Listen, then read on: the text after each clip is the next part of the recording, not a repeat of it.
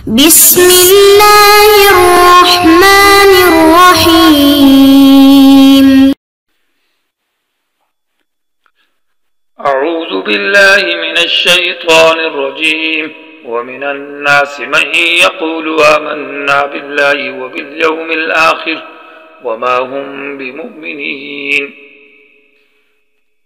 یہ سبق نمبر 53 ہے اور آیت نمبر 7 کی تشریح یعنی بحث المنافقین اور منافقوں کی تعریف اور ان کے قبائح کا ذکر ہے۔ اس سبق کا عنوان یہ ہے وَمِنَ النَّاسِ مَن يَقُولُ آمَنَّا۔ اس آیت میں بحث المنافقین جو کہ غیر المغضوب علیہم ولا الضالین سورہ فاتحہ کے اندر 3 جماعتوں کا تذکرہ تھا، منعم علیہم اور مغضوب علیہم، اور تیسری قسم ضالین۔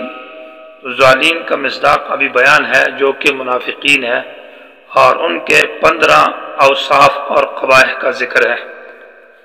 اصل میں منافقین کے اندر کل قرآن مجید میں جو صفات اور ان کی جو قباحتیں اور جو برائیاں ذکر ہے وہ 232 ہے۔ تو مختلف جگہ میں مختلف کا ذکر، یہاں 15 ہے، کسی جگہ میں سورہ توبہ کے اندر وہ 70-75 کے قریب ہیں، کہیں 60 ذکر کی ہے، ہر جگہ میں مختلف ہے۔ چونکہ منافقین جو ہے، منافقت کا بیان یہ مدنی صورتوں کے اندر ہے، مکی صورتوں میں منافقین کا ذکر نہیں ہے، کیونکہ مکے کے اندر منافق نہیں تھے۔ منافقت اصل میں مدینے میں پھیلی ہے۔ پھر منافقت کی 2 قسمیں ہیں، ایک منافق اعتقادی ہے منافق اور دوسرا منافق عملی ہے۔ منافق اعتقادی وہ اس کی پھر 2 قسمیں ہیں۔ وہ منافق جو زبان سے تو اقرار کرتا ہے کہ میں مسلمان ہوں، مومن ہوں، لیکن دل کے اندر بالکل انکار محض ہے، اللہ رسول قیامت آخرت کو نہیں مانتا، بالکل دل سے کافر ہے۔ اور دوسرے قسم کا وہ منافق ہے جس کو منافق شکی کہا جاتا ہے، شکی منافق، کہ اس کے دل میں تردد اور شک ہے کہ آیا یہ مذہب اسلام یا یہ مسلمانوں کی بات یا یہ پیغمبر یہ ٹھیک ہے، یا یہ جو دوسرے مذاہب کفر ہے، یہودیت عیسائیت یہ ٹھیک ہے۔ تو نبی علیہ السلام کے بارے میں کہتا ہے ہو سکتا ہے یہ ٹھیک ہو، اور ابو جہل کے بارے میں کہتا ہے ہو سکتا ہے ابو جہل بھی ٹھیک ہے۔ تو شک اور تردد ہے۔ والذین فی قلوبہم مرض، یعنی دن کے دلوں میں شک۔ تو شکی منافق مکہ میں تھے، لیکن منافق جو اعتقادی اور محض منکر ہے یہ مدینے میں پیدا ہوئے، مکہ میں سامنے نہیں آئے۔ اور منافقت جو ہے یہ واقع بدر جو ہوا سن ہجری 2 میں، اس کے بعد منافقت پیدا ہوئی ہے، اور ان کا بڑا تھا رئیس عبداللہ بن ابی، اور جو جنگ احد میں 7,000 کے لشکر میں سے 300 کے لشکر کو لے کر واپس آ گیا تھا۔ یہ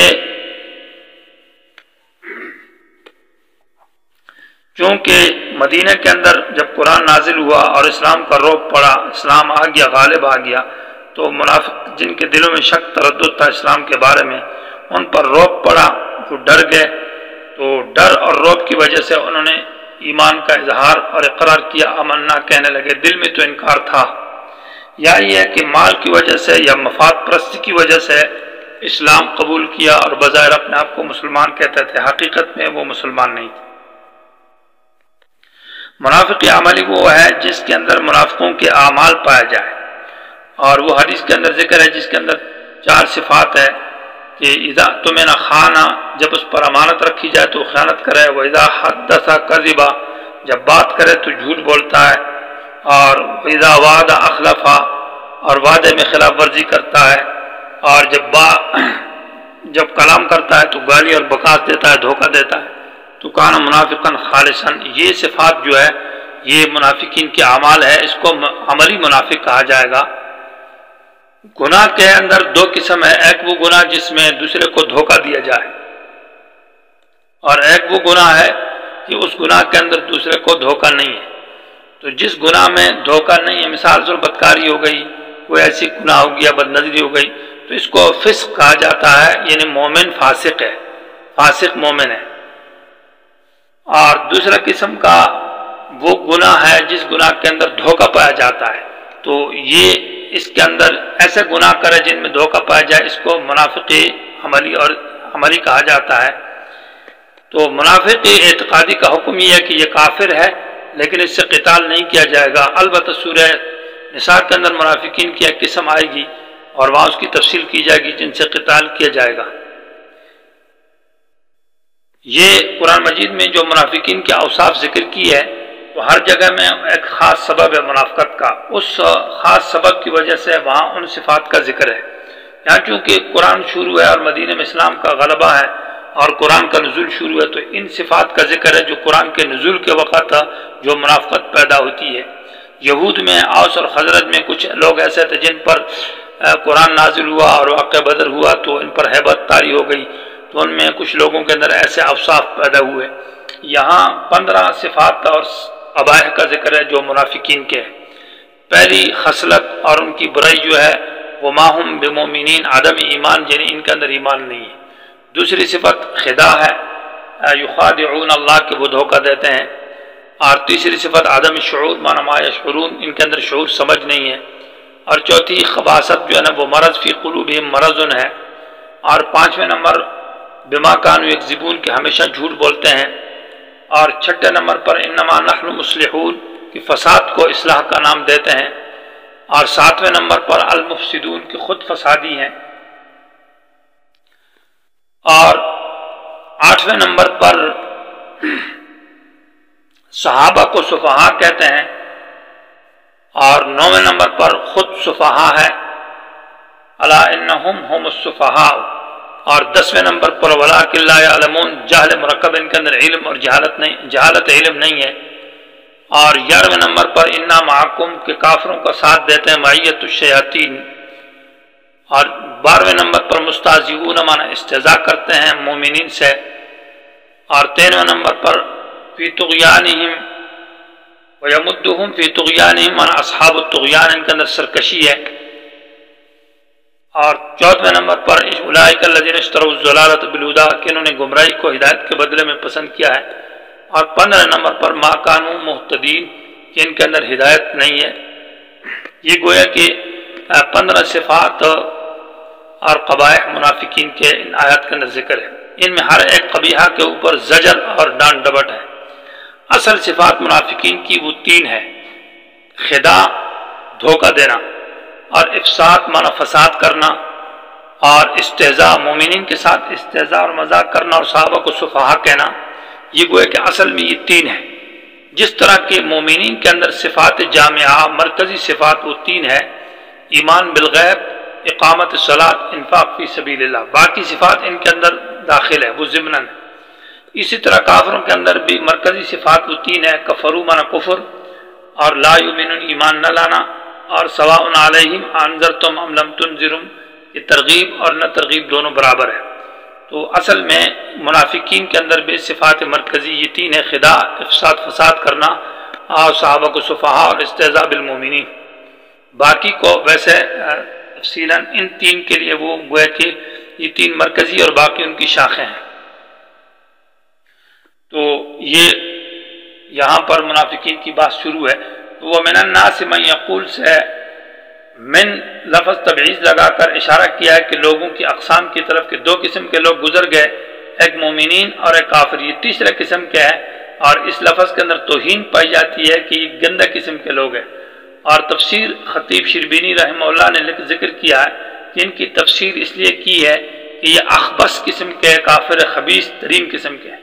تو من الناس، لوگوں میں سے کچھ من وہ یقول، جو کہتے ہیں آمنا، یقول جو زبان سے کہتے ہیں کہ ہم ایمان لائیں۔ لفظ قول جو ہے یہ کلام اللہ کو بھی کہتے ہیں کہ اللہ کے کلام کو قول کہتے ہیں، اور اس طرح وحی کو بھی قول کہتے ہیں، انہ لقول رسول کریم، کہ یہ رسول کی وحی ہے۔ اور قول بمعنی لسان، یعنی زبان سے بات کرنے کو، صرف زبان سے بات کرنے کو بھی کہتے ہیں، جیسے کہ یہاں اس آیت میں یقول معنی صرف زبان سے کہتے ہیں۔ اور قول کا معنی اعتقاد، قالوا انا للہ و انا الیہ راجعون کے اندر وہاں قالوا کا معنی کہ زبان سے بھی کہتے ہیں اور دل میں عقیدہ بھی ہے کہ ہم اللہ کے ہیں۔ اور قول کا معنی افتراء، جھوٹ باندھنے کے معنی میں آتا ہے، جب اس کے صلے میں اعلیٰ آئے تو معنی اتقولون علی اللہ من اللہ پر جھوٹ بولتے ہو. یہاں قول لسانی مراد ہے.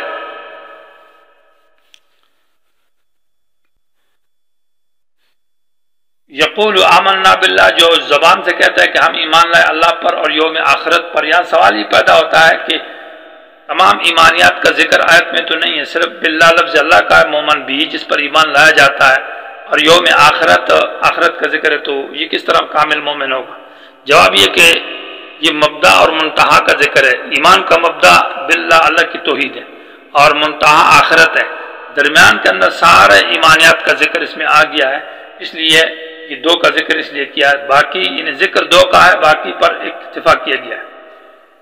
وما ہم بمؤمنین، اور ان کے اندر ایمان نہیں ہے.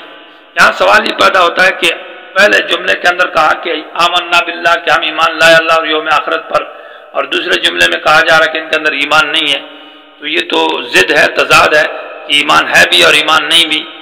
تو اس سوال کا جواب یہ ہے کہ پہلے جو کہا ہے کہ آمنا باللہ وبالیوم الآخر، تو ایمان سے وہاں صرف اقرار مراد ہے کہ زبان سے کہتے ہیں کہ ہم ایمان لائے. اور ماہم بمؤمنین بھی جو نفی ہے وہ تصدیق اور قلب کی نفی ہے کہ دل کے اندر ایمان نہیں ہے. تو جہاں اس بات ہے تو وہ اور جگہ ہے، اور جہاں نفی ہے تو وہ اور جگہ ہے. مانا دل کے اندر یقین اور ایمان نہیں ہے، زبان پر اقرار ہے. ماہم بمؤمنین کے اندر گویا کہ ایمان کے اندر اصل چیز جو ہے وہ تصدیق قلبی ہے، اور اقرار تو کسی وقت زائل بھی ہو سکتا ہے، جیسے الا من اکرہ کے اندر ہے کہ جس پر اقرار کیا جائے تو زبان سے اقرار نہ کرے. لیکن تصدیق قلبی کبھی زائل نہیں ہوتی. تو آمنا یہ ماضی کا صیغہ استعمال کیا ہے اس لیے کہ یہ دھوکہ دینے کے لیے کہ ہم ایمان لائے کسی وقت ہی کہہ دیتے تھے. اللہ نے ماہم بمؤمنین جملہ اسمیہ اور نفی اور تاکید باغ کے ساتھ لگا کر بتایا ہے کہ کوئی دھوکے میں نہ پڑے، ان کے اندر بالکل ایمان نہیں ہے، یہ مومن ہے ہی نہیں. یہ با زائدہ برائے تاکید ہے. تاکید کا معنی نفی میں تاکید پیدا کرتا ہے. ترجمہ یہ ہوگا کہ ان کے دلوں میں بالکل یقین اور تصدیق نہیں ہے، یہ مومن ہے ہی نہیں. تو آیت کا معنی یہ ہوگا وَمِنَ النَّاسِ لوگوں میں سے کچھ وہ ہے جو کہتے ہیں زبان سے کہ ہم ایمان لائے اللہ پر اور آخرت کے دن پر، اور حالانکہ ان کے دلوں میں بالکل یقین نہیں ہے.